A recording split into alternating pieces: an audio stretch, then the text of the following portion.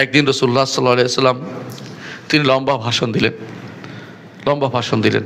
রাসূলুল্লাহ সাল্লাম সাহাবীরা বলেন, ইয়া রাসূলুল্লাহ, আপনি মনে হয় বিদায় ভাষণ দিচ্ছেন আমাদেরকে, আর বোধহয় আপনার সাথে আমাদের ভাষণের সুযোগ হবে না, আপনি আমাদেরকে ওসিয়ত করুন। রাসূল তখন বিদায় ওসিয়ত মানুষ, আপনিও আপনার সন্তানকে শেষ ওসিয়তটা, খুব মূল্যবান ওসিয়তটা করে যান, যেটা হিসাব করেন যে এটা আমার ছেলের বিপদ হইতে পারে, আমার ছেলের জন্য বিপদ হইতে পারে। মুহাম্মদুর রাসূলুল্লাহ সাল্লাল্লাহু আলাইহি ওয়াসাল্লাম আমাদের জন্য বিপদের কারণ যেটা দেখেছেন সেটার ব্যাপারে সাবধান করেছেন। কি বলেছেন? উসিকুম বিতাকওয়াল্লাহ, আল্লাহ তাকওয়ার ওসিয়ত করতেছি, ওয়াসসামউ ওয়াত তাআ, এবং শোনার এবং আনুগত্য করার জন্য নির্দেশ দিচ্ছি। কাদের শুনবে? আলেমদের কথা শুনতে, সত্যিকারের আলেম যারা তাদের, এবং শাসকদের আনুগত্য করতে বলেছেন। ওয়া ইন তাআম্মারা আলাইকুম আবদুন, যদিও দাস তোমাদের উপর আমির হয়। দাস আমির হয় কেমনে? আমরা দেখেছি মামলুকরা শাসক হয়েছে, মামলুকরাও শাসক হয়েছে। দাস আমির কিভাবে হয় সেটা আমরা দেখেছি, আলেমরা তাদের আনুগত্য মেনে নিয়েছে। লক্ষ লক্ষ আলেম তাদের সময় ছিল এবং তারা তাদের আনুগত্য মেনে নিয়েছে। রাসূলুল্লাহ সাল্লাল্লাহু আলাইহি ওয়াসাল্লাম ভবিষ্যতের কাহিনী তিনি শুধু বলতে পারেন, আর কেউ বলার অধিকার রাখে না, কারণ আল্লাহ তাআলা তাকে দিয়েছেন, এই ক্ষমতা দিয়েছেন যে তিনি বলবেন ভবিষ্যৎ, কারণ আল্লাহ জানিয়ে দিয়েছেন এই জন্য। তারপর তিনি বলেছেন, ফাইন্নাহু মান ইয়াইশ মিনকুম ফাসায়ারা ইখতিলাফান কাসীরা, তোমাদের মধ্যে অনেকেই জীবিত থাকবে, থাকার মধ্যে অনেক মতভেদ দেখতে পাবে। রসুলের যুগের সাহাবীরা মতভেদ দেখছে খুব কম।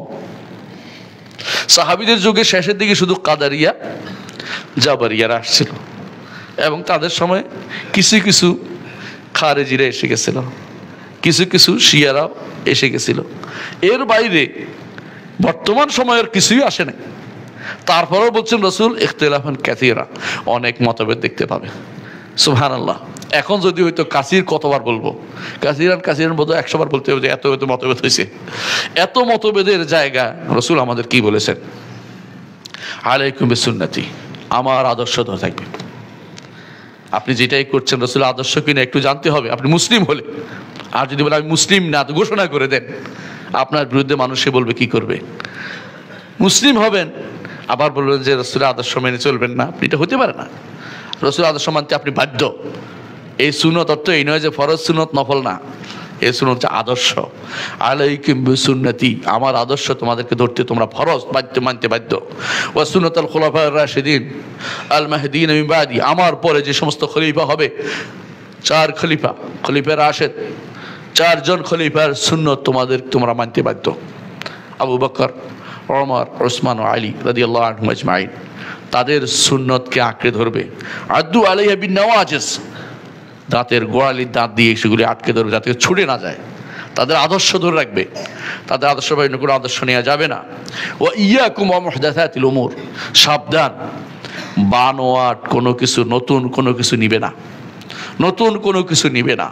দ্বীনের মধ্যে নতুন কোনো কিছু নেওয়া যাবে না। ফা ইন্না কুল্লা মুহদাসাতিন বিদআ, কারণ প্রতিটি নতুন জিনিসই বিদআত। ওয়া কুল্লা বিদআতিন দালালা ওয়া কুল্লা দালালাতিন ফিন্নার, আরেকটা আয়াতে আসছে। এর অর্থ হলো যে জাহান্নামে যাবে বেদাতকারী, বেদাতও জাহান্নামে যাবে। সুতরাং কোনোভাবেই এই নতুন কোনো জিনিস নেওয়া যাবে না।